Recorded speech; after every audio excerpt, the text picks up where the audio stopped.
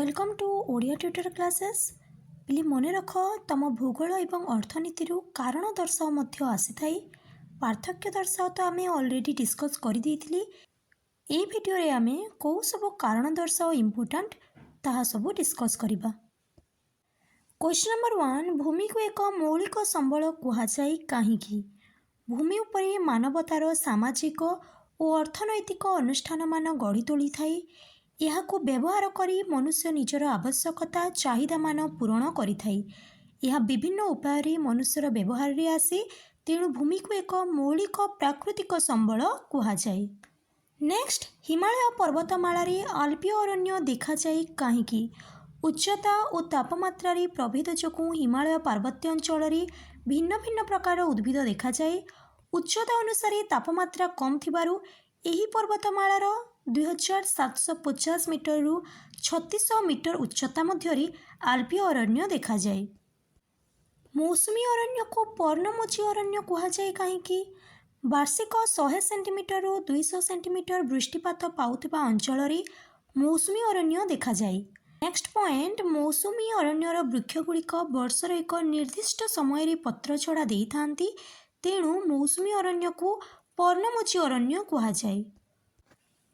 Next, बहुमुखी नदीबंध योजना पाई जन असंतोष केतेक क्षेत्र रे वृद्धि पाउछि?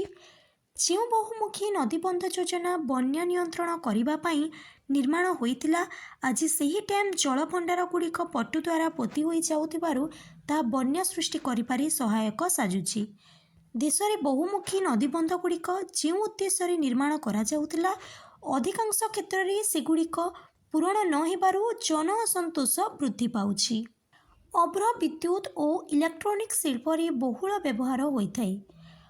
अभ्र विद्युत और इलेक्ट्रोनिक्स रो कुपरिबाही यार अधिक वोल्टेज सह्य करिबार क्षमता अछि, तेणु यह विद्युत और इलेक्ट्रोनिक शिल्प रे बहुल भाव रे व्यवहृत होइथाय।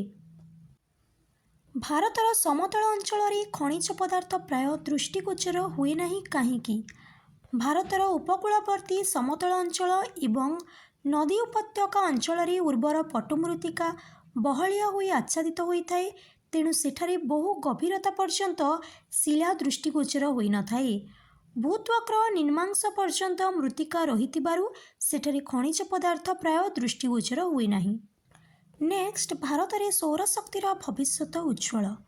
भारत उपक्रांतीय मंडलीय देश, ग्रीष्म प्रधान देश होइतिबारु एठारे सौर शक्ति व्यवहार क्षेत्र रे अनेक संभावना अछि।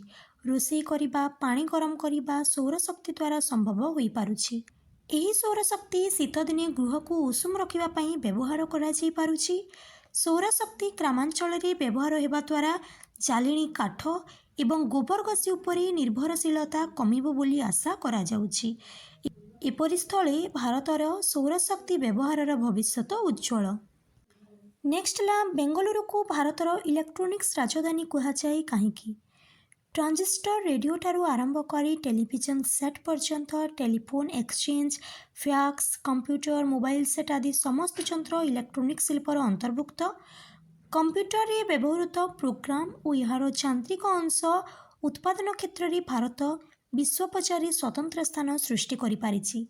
बेंगलुरु रे ई सॉफ्टवेयर पार्क प्रतिष्ठा करा जाइछि, सेथिपई बेंगलुरु को भारतर इलेक्ट्रोनिक्स राजधानी कुहाଯାଏ। पिले ई सबु आंसर तमे हम Telegram channel Odia tutor classes रे पाइजिबो। नेक्स्ट, दरवृद्धि देशर प्रगति रे प्रतिबंधक होइथाय। दरवृद्धि सुजोग नै व्यवसायी माने बेआईन भावे द्रव्यगुड़िक महजुद करी रखी बजारे कृत्रिम अभाव सृष्टि करती। महजुद द्रव्यगुड़िक चढ़ा दर रे बिक्री करिबा द्वारा साधारण खाउटींक जीवन यापन प्रणाली उपरे प्रभाव पकाई थाए। कारण दर्शाओर लास्ट क्वेश्चन है, जवाहर रोजगार योजना दारिद्र्य दूरीकरण रे सहायक होउछि। जेतेबेले ग्रामांचल रे कृषि कार्य मांदा होई जाए, सेतेबेले गरीब श्रमिक माननकु कर्म नियुक्ति जोगेइबा एही योजनार मूल लक्ष्य। एही योजना माध्यम रे सामाजिक वनीकरण, मृत्तिका संरक्षण, ग्राम्य सड़क और डाक्तरखाना एवं स्कूल आदिर विकास होइथाय। यह एक मजूरी भित्तिक कर्म नियुक्ति योजना होइथिबारु दारिद्र्य सीमारेखा तले थिबा परिवार माननकु एही कार्यक्रम जरिया रे नियोजन और मजूरी दिया जाइथाय। भिडियोटी को लाइक करदियो प्लीज एवं तुम सबु सांग मानक सह शेयर करदियो जो माने चैनल रे नुआ छ सब्सक्राइब करदियो।